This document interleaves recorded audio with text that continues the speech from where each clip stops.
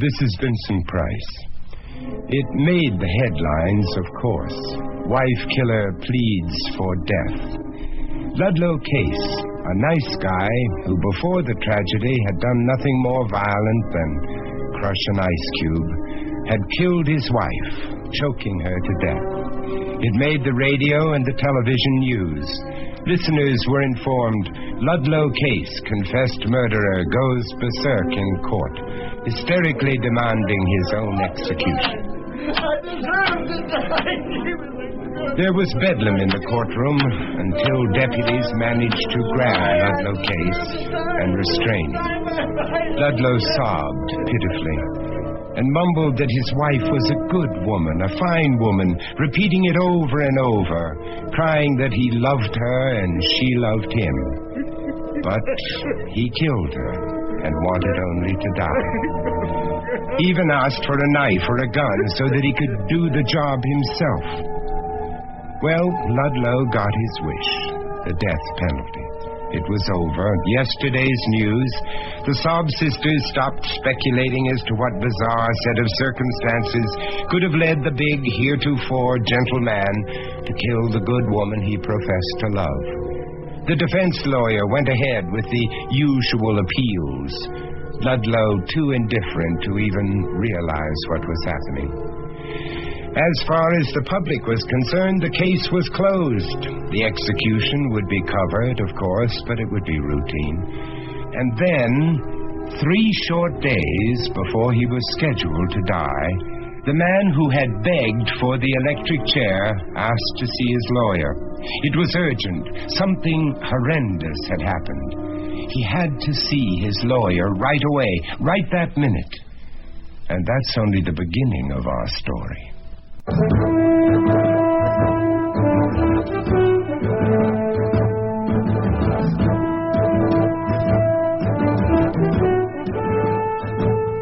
Mutual Radio Theater, a new adventure in radio listening. 5 nights of exceptional entertainment every week, brought to you in Elliott Lewis's production of the Mutual Radio Theater. Our story, Love Spelled Backwards, by Marion Turk. Our stars, Harley Bear and Virginia Gregg.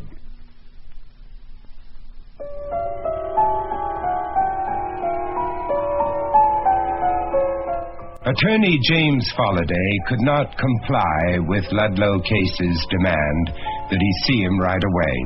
Folliday was in trial defending some other poor soul, but he made it to the death row cell that evening.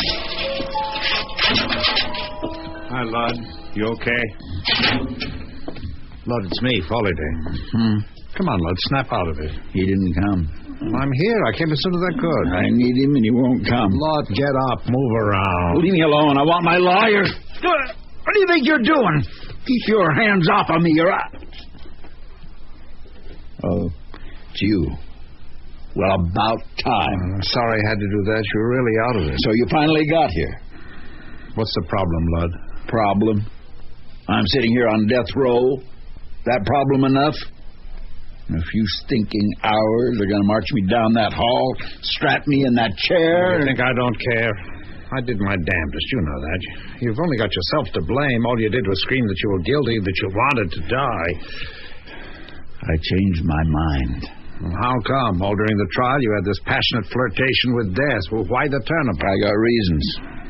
It's a little late, Lord. You got to help me. I can't die now. I got to live. I got to live as long as possible. Well, all I can do now is try for commutation to life. That's it. Do it. Get me life. Life. All right, but I can't go in empty-handed. I've got to have something to present, some new evidence, or at least some extenuating circumstance. You never even told me why you killed your wife. She was a good woman. You said that. You kept saying it's true. Then why? This lousy cot creaks every time you move. You'd think the least I could do for a guy is give him a cot that doesn't creak. Lud, I'm asking you. I'm no monster. Just because I look big and tough doesn't mean anything. Inside, I'm a marshmallow. So what happened? She was a good woman.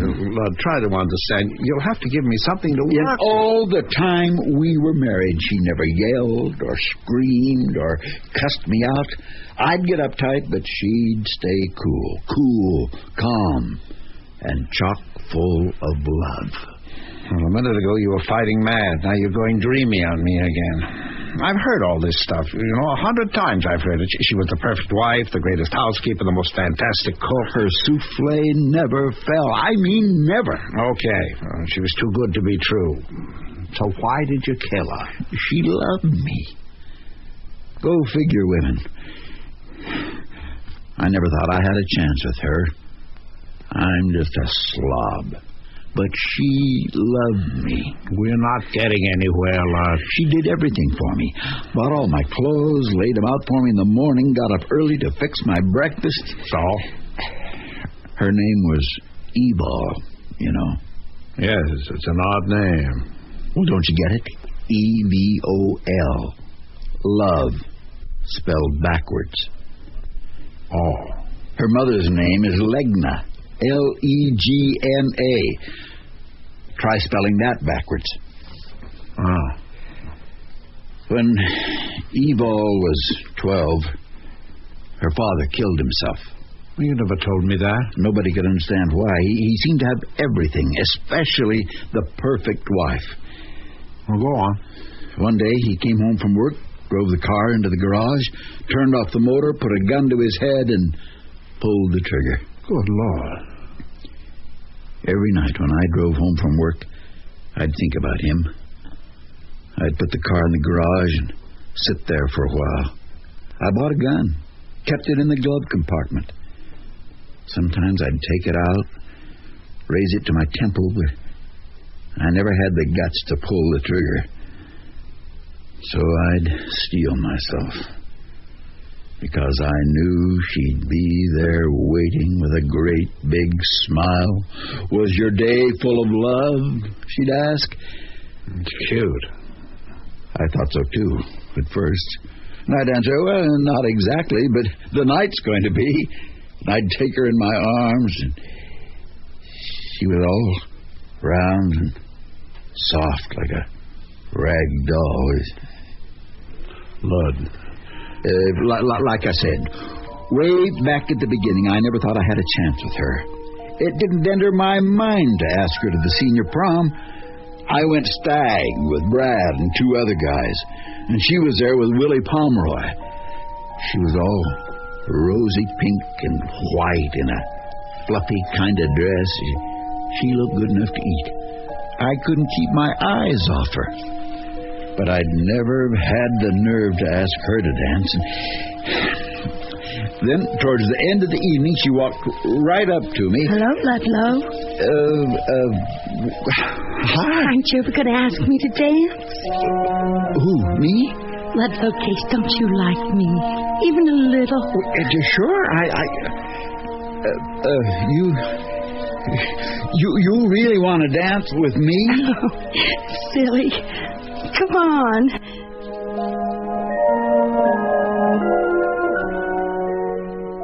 You're a very good dancer. Who? Me? Oh, me? Is that all you can say? Who, me? Sorry, I guess I'm just kind of... Surprised? Yeah. I've been admiring you for a long time. Me? You have? You're so strong, and yet so kind of tender. And you're not all full of your own importance. I guess that's because I'm not important. Not important? When you're just about the best player on the football team? You should have been captain instead of that stupid Jess Valens. You really think so? You can run rings around any fellow in school. Well, you got Pat and Jerry to stop fighting last week? Oh, well, all I did was bump their heads together and got them talking instead of punching. All you did? Oh, you're so modest. You should toot your own horn more. No, never mind. I'll toot it for you. You want to know something? What? I almost flunked English lit because of you. Because of me? Yeah, I couldn't concentrate. Not with you sitting right in front of me. I kept looking at your hair. Oh, Ludlow. She came just about up to my shoulder. I drew her closer, and we kept on dancing. Sometimes I can still smell the perfume she was wearing. It was like holding a whole bunch of lilacs. After that, we started going steady.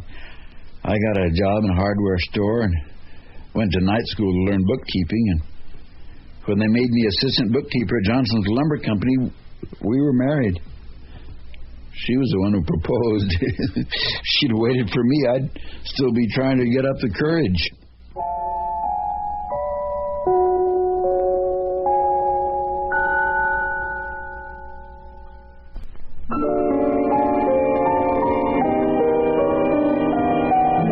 The condemned man lay sprawled on the creaking cot. It was as though the pain of remembering was draining his last bit of strength. But Holliday kept probing like a surgeon with a scalpel, hoping to ferret out the cancer. So you got married? Yep. A nice church wedding. All our friends were there. And then? There was a reception in the backyard of her aunt and uncle's home. Her mother was in a sanitarium. Been there ever since her father did what he did. Evol's aunt and uncle didn't like me much. They thought she was throwing herself away so that, well, they thought she could do a lot better. It was true, of course. She could have had almost anybody. Des Fellons was on the top of her aunt's list. His father was vice president of a bank. But she loved you. Yeah. The honeymoon was great. I discovered feelings I never knew I had. I hadn't been around women much. My own mother died when I was a kid. My dad never remarried. The two of us just batched it. I thought it was really something the way she fussed over me. I even let her crack my breakfast eggs and spoon-feed me. When I took my shower, she asked me to leave the bathroom door open. She didn't want anything to come between us. So when did it go sour? I don't know. It wasn't any one thing. Maybe if we'd had children. She had 2 miscarriages, you know. No, I didn't know. Funny thing what the doctor said. I never believed him, of course. Well, what'd he say? That she brought on the miscarriages. That she didn't really want children. Maybe she was afraid they'd come between you. Oh, with all that love to give, why wouldn't she want kids? After each time she lost the baby, she'd cry for days and cling to me. All I have is you, she'd say. Then she'd dry her eyes and tell me, you're all I need. She was being brave about it, you see. I see. After she lost the second baby, we gave up trying. And she clung more than ever. She used to say she hated to see me leave for work in the morning, and she could hardly wait to meet me for lunch. Every day she'd go to all the bother of taking the bus downtown just to be sure I ate right. We'd go to a health food cafeteria. She'd take one tray for the both of us. Cozier that way, she said.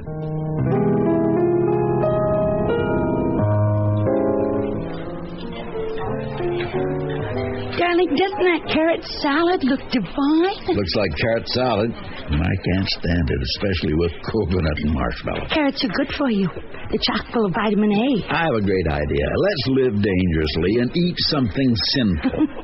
I love it when you're facetious, darling. You take some sprouts. I hate sprouts. Nonsense. It's the best thing in the world for you. Here. Would you like some soybean loaf? Would it do any good to say no? Oh, darling, you're so funny. Hey, there's something I want. Chocolate pudding. Carob, dear. But it must be left over. They had it yesterday. Take the prune whip. No prune whip. Anything but prune whip. What did you say, dear? Not a thing. I didn't say a thing. Well, while you're paying, I'll run and get that nice table over by the window. Sure.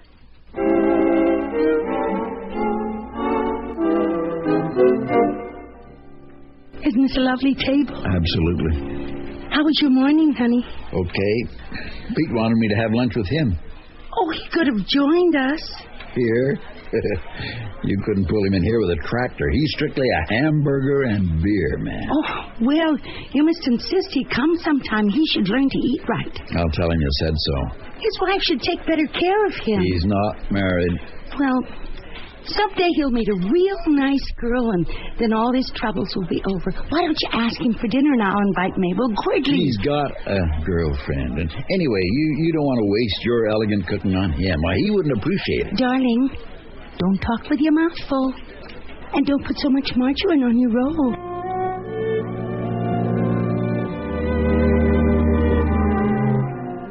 She did cook real elegant, believe me. Lunch out was soybeans and sprouts, but dinner at home was gourmet all the way. She made all kinds of fancy things and tried to teach me how to pronounce them, but I never could. Vichy sauce and all that. It was mostly kind of soft, creamy stuff. She wouldn't ever just slap a big, juicy steak on the pan. When I'd tell her that was all she had to do to make me happy, she'd smile, that soft, understanding smile she had, and say she liked to fuss and bother for me. A most unusual woman. Taking care of me was her mission in life. If I had to work late, she phoned every half hour to warn me not to get overtired. The slightest cold, and I'd be put to bed with a vaporizer, heating pad, and hot lemonade. And on Valentine's Day, You know what she did one Valentine's Day. Maybe that's what did it.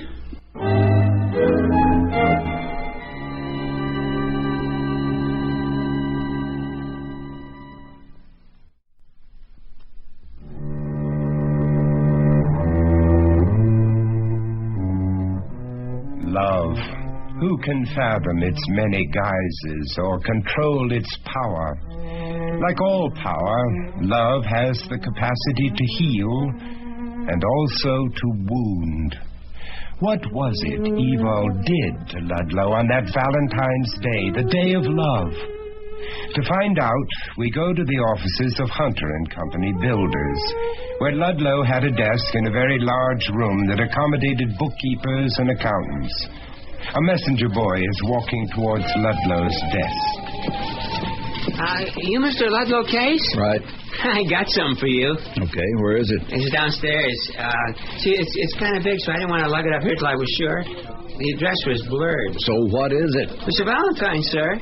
I'll be right back. Getting a Valentine, Lud? I'm afraid so. Yeah, I got one this morning. Overdrawn bank statement. I have a feeling mine will be worse. Here you are, sir. Would you just sign for it, please? Well, will you look at that?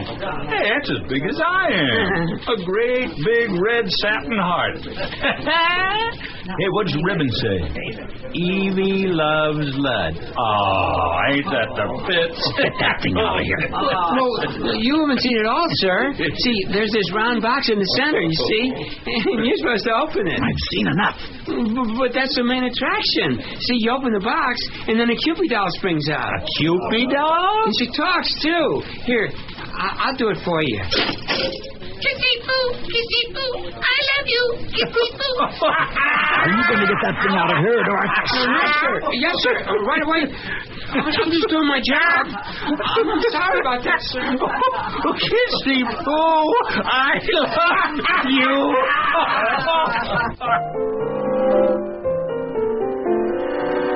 Well, Foliday, your wife ever do a thing like that? Hardly. Did you talk to her? Did you try to get her to listen to reason? Are you kidding? I tried everything. It was like talking to water. Can you make a river flow any different by using words? She'd listen, she'd agree with everything I said, and then she'd go right along the same as always.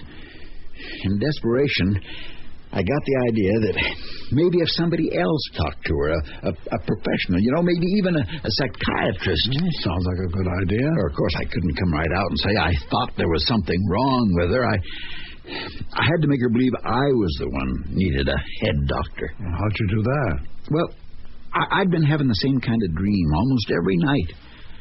I'd be at a phone booth, and it would be very important that I call Evie. It'd be life or death, but no matter what I did, I couldn't get her. I'd dial, and nothing would happen. I'd call the operator, and she'd come on, and then go off before I could say anything. And I'd look around for someone to help, and There was never anybody there. There was nothing but the phone booth and the darkness. And I'd keep on dimes in and dialing, and then I'd wake up in a cold sweat. What did the psychiatrist say? Oh, he said it was a sign of frustration. I already knew that. I'd read a book on dreams once. But I told Evie I was worried and was going to see this doctor and wanted her to come along. Well, she went with you? Oh, sure. She couldn't wait. Of course, I saw him myself the day before, even though I had to pay extra. I had to explain the whole situation, that he was to pretend I was the patient, but that what I really wanted was to see if there was something he could do about her. His name was Roselle, Dr. Leon Roselle, and he had a foreign kind of accent that sounded put on to me. Ah, dear people, come in. Sit. I'll be with you in a moment. Ah, here it is. Yes, of course, Case. Monsieur and Madame Case. Monsieur's having dreams, no? Yes. I'm always dialing this phone, and... dreaming is not too serious. Anything else bother you? Well, you know, Doc, like I said when I made the appointment, my wife, Evie, she came along. Yes, of course. Whatever it is, I want to help Ludlow see it through. Most commendable indeed. Tell me, madam, you and your husband, you have a good relationship? Oh, our relationship couldn't be better. We love each other as much now as the day we were married. Maybe more. No complaints? Complaints? About Lud? Every day I thank the good Lord for sending him to me. He's my whole world. Oh, so perhaps he should not be your whole world. Perhaps... Oh, I'm sure your wife feels the same. My wife? Well, my wife... what can I say? Are you all right, Dr. Roselle? You look so tired. Tired? Oh, you poor man. You're exhausted. And no wonder. Listening to people's troubles all day long. Day after day. Oh, you should take a vacation. How can I? Appointments, nothing but appointments. Paranoiac, psychopaths, manic depressives, all needing me. They're draining me. They're draining my life's blood. Now, what you should do is quit. Go into another line of work. How can I quit? How else can I make so much? I'm up to my beard in debt. My wife throws money around like it was Kleenex. Oh, I wish I could help. Nobody helps a psychiatrist. Nobody thinks we have problems. You must calm down now. Do not excite yourself. Just relax. Just relax and let me massage the back of your neck. Madame Case. Call me Evie. In just a minute, you'll feel much better. You'll see. Madame Evie. My, all the muscles back here are so tight. Oh, that feels so good. Oh, you have the touch, definitely. Oh, you have the touch. Now, about your wife. You must be firm. Very firm. She'll respect you for it. She will? Of course. Now, I'll tell you what you must do. You must tell her that the next time she buys anything without asking you, you will shave off all her hair. Oh? You think it will work? I guarantee it, Dr. Roselle. Call me Leon. Hey, stop kissing my wife. Only on the cheek. What man could resist this feminine delight? Oh, you're so fortunate, Monsieur Case. I hope only you realize how fortunate you are. Oh, I'm sure he does. But what about those awful dreams he's been having, Dr. Leon? So he dreams. Everybody dreams. Not to worry, dear lady. And you, Monsieur Case, you take nice long walk after dinner, then no more telephones not working in your dreams. Oh, Ludlow, isn't that wonderful? All you need is more exercise. Great. Just great. Madame Evie, please wait in the outer office, dear lady. I must have one moment with your husband. Of course. Goodbye, and merci. Merci to you. I must kiss your hand. With your permission, of course. Go ahead. Au revoir. Doctor, you didn't... You are frustrated. With a wife like that, you're frustrated? Get out of here! You are crazy! Oh, what a fiasco. You know, I thought maybe I was crazy. Crazy anyway to pay $50 an hour to be told I was. I just gave up. I went along as best I could. Then she did something else, and I decided to have it out with her once and for all. That night, I came home, washed up, went into the kitchen. Listen, Evie, I have to talk to you seriously. Oh, good. But not now, darling. I'm fixing dinner. Escargot or bourguignon? Who wants fancy schmancy? Can't we ever just have hot dogs? You're overweight as it is, honey. But now, look here. I know, dear. You're being considerate. You're trying to save me work, but I enjoy doing it.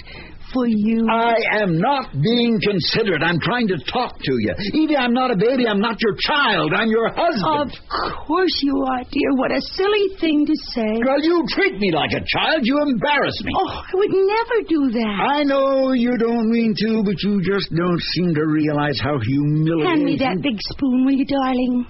You want a little taste now? No, I don't want a little taste now. I want you to listen to me. Evie, I'm begging you. I'm pleading with you. I'm pleading for us. I am about at the end of my rope. Now, you've got to listen to me. I'm listening, dear. I wouldn't humiliate you for the world. Well, you do it all the time, and you did it again this afternoon when you brought my galoshes to the office. But it was raining. Drizzling. I'm a grown man, Evie. I have a right to get my feet wet if I want to. Oh, but you don't want to, do you? Yes, I do. I want to get my feet wet. Now, you are being childish. No, you are being childish. In fact, you're being infantile if you can't see what's wrong with bringing my galoshes to the office. If you can't or won't see that, you're hopeless. You're hopeless, and I can't take it anymore. I'm leaving. Dinner will be ready in 5 minutes. Well, enjoy it. I'm going out for a hamburger with French fried onions, and then I'm going to a hotel for the night. And in the morning, I'm going to see a divorce lawyer. If you're really running away from home, you'd better have dinner first. Goodbye, evil!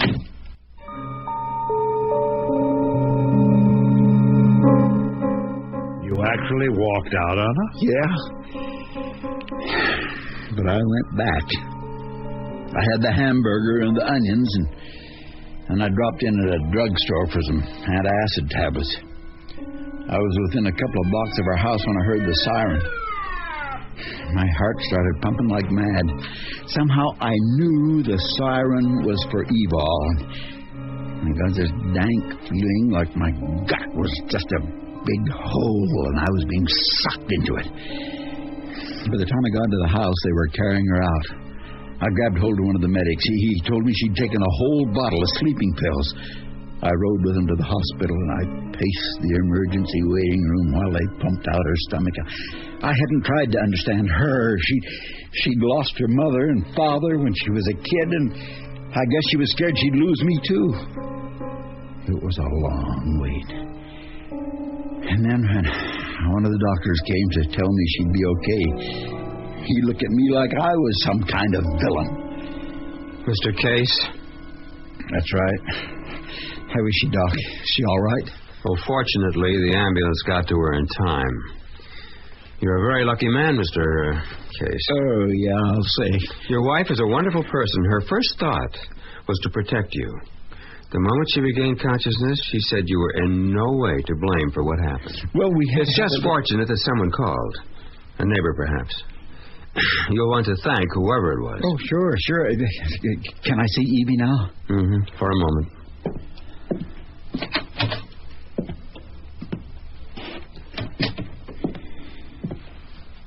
Hi, Evie. I'm sorry, Lord. You're sorry. It's all my fault. No. It's mine. You were right. And I promise you, I'll try. I'll try not to love you so much.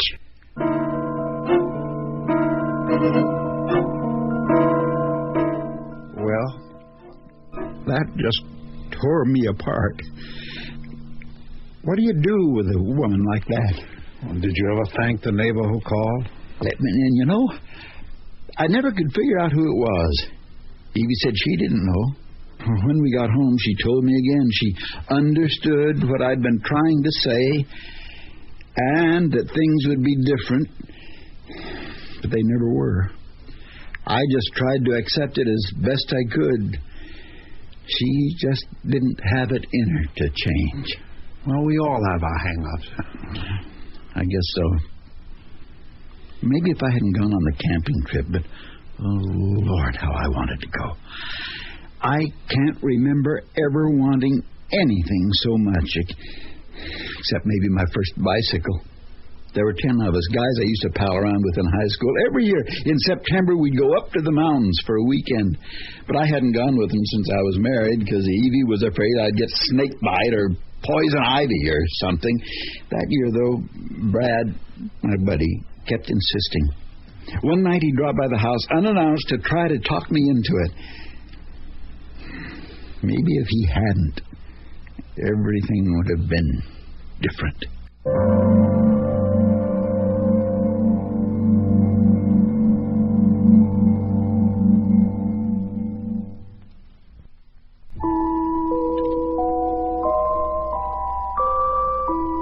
Vincent Price again, and here's the fourth act of Love Spelled Backwards. Evol has welcomed Ludlow's friend, Brad, and is serving refreshments. Some more mint frappe, Brad. Don't mind if I do. Hey, this is just great. Oh, Lud here sure hit the jackpot when he got you. I'm the lucky one to have him. Now, Evie. Now, I sure wish you'd reconsider, Lud, and come along. You know, we always used to call ourselves a terrible 10, but without you, we're just the nasty 9. Why don't you go with them, darling? What?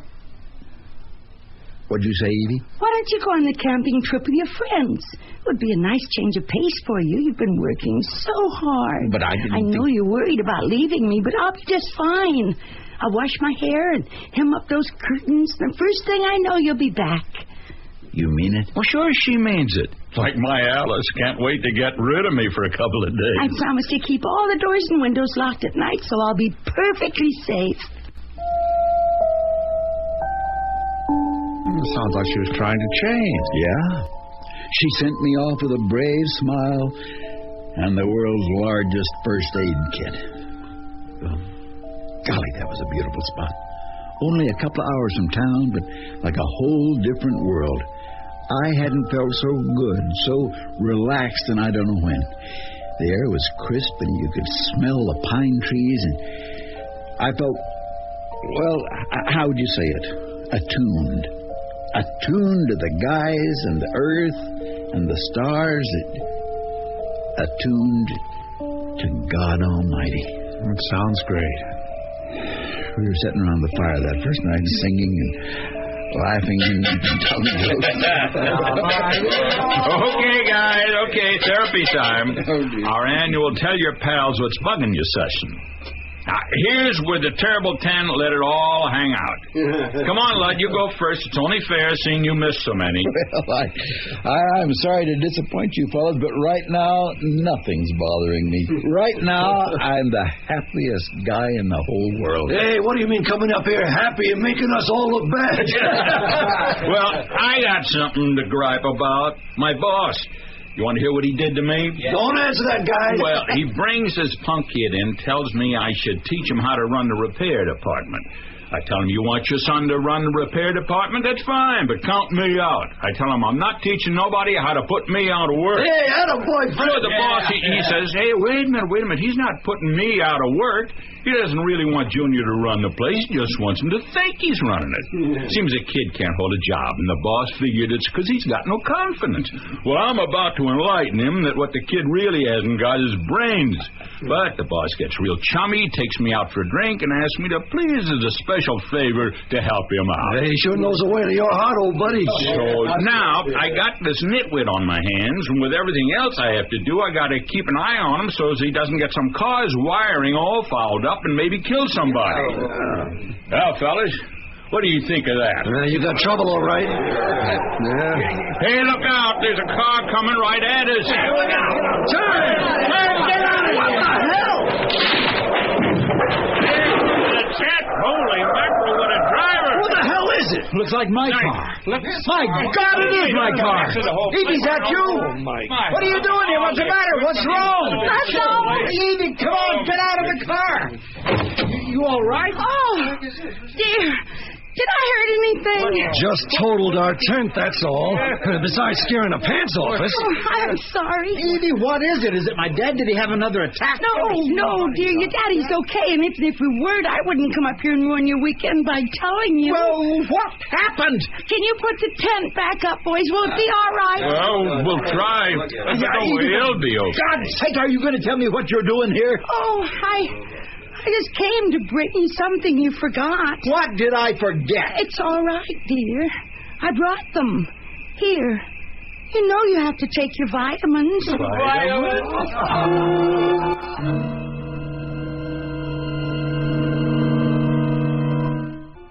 Well, a doll like that, I couldn't let her drive back all alone now, could I? I guess not.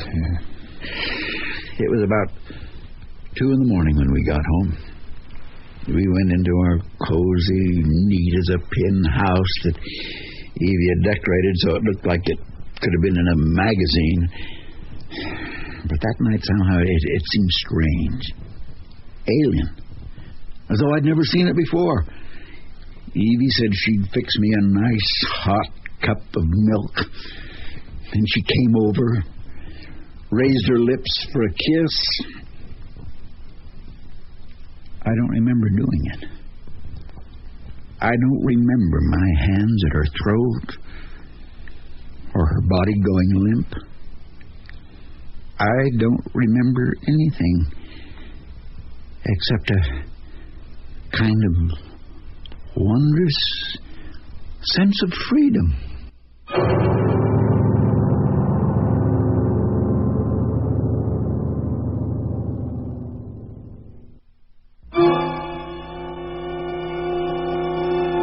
I'm pleading with you, Foladay. I'm begging you. Don't let him strap me into that electric chair. I want to live. I want to live as long as possible. I can't die. Not yet. Well, you still haven't told me what made you change your mind. She came to me last night. Evil, she stood right there, right where you're standing. I could see her. I could see right through her. She spoke to me. She said, I forgive you, my dear. She said, I love you. I'm waiting for you. Oh, don't let me die. Don't let me die.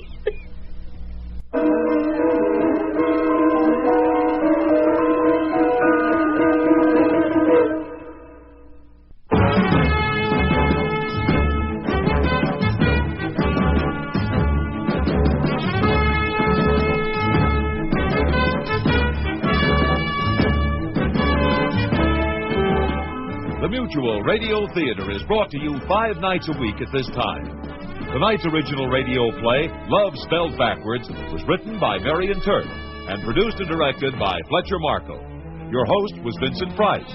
Our stars were Parley Bear and Virginia Gray. Featured in the cast were Hans Conried, Larry Moss, Dawes Butler, and Barney Phillips. John Harlan speaking. The Elliott Lewis production of Mutual Radio Theater is a presentation of CBI.